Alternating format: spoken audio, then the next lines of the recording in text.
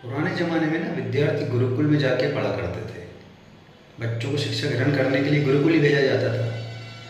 बच्चे गुरुकुल में गुरु के सानिध्य में आश्रम की देखभाल करते और अध्ययन भी किया करते। इसी तरह एक बच्चा था वरदराज। वो भी गुरुकुल चला गया शिक्षा के लिए।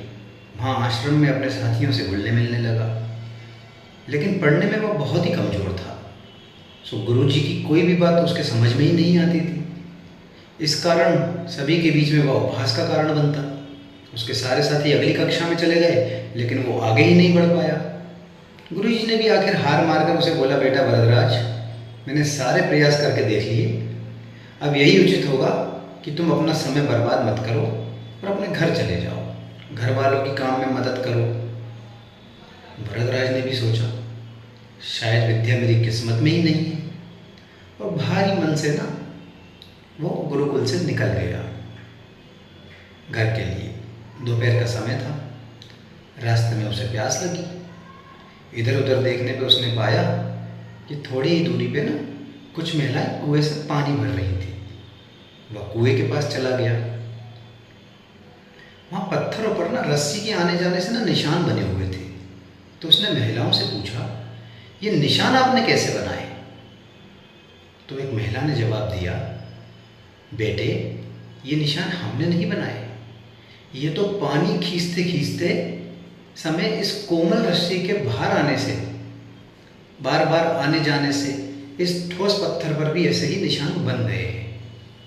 वरदराज सोच में पड़ गया। उसने विचार किया कि जब एक कोमल से रस्सी के बार बार आने जाने से एक ठोस पत्थर पर गहरे निशान बन सकते हैं, तो क्या निरंतर अभ्यास से विद्या ग्रहण नहीं की जा सकती? उसने बहुत चिंतन किया, बहुत सोचा। भरतराज ढेर सारे उत्साह के साथ वापस गुरुकुल आ गया और अपनी अथक कड़ी मेहनत की। गुरुजी ने भी खुश होकर उसका पूरा साथ दिया। कुछ ही सालों में ये मंदबुद्धि बालक भरतराज आगे चलकर संस्कृत व्याकरण का महान विद्वान बना, जिसे उसने लघु सिद्धांत कौमुदी, मध्य सिद्धांत कौमुदी, सारा सिद्धांत कौमुदी, गीवाण पदमंजरी की रचना की। सो दोस्तों, शिक्षा यही मिलती है कि अभ्यास की शक्ति का तो कहना ही क्या है। अगर आप अपने हर सपने को पूरा करना चाहेंगे तो आपको अभ्यास तो करना ही पड़ेगा। अभ्यास बहुत ज़रूरी है, चाहे वो खेल हो, चाहे पढ़ाई हो, चाहे कोई बिजनेस हो, कुछ भी हो। आपको हर चीज़ में बिना अभ्यास के सफलता नहीं मिल सकती। अगर आप अपने बिना अभ्यास के केवल किस्मत के भरोसे रहेंगे तो आखिर में आपको पछतावे के सिवा कुछ हाथ नहीं लगेगा। इसलिए अभ्यास के साथ धैर्य, परिश्रम और लगन रखकर अपनी मंजिल तक पाने के लिए जुट जाए।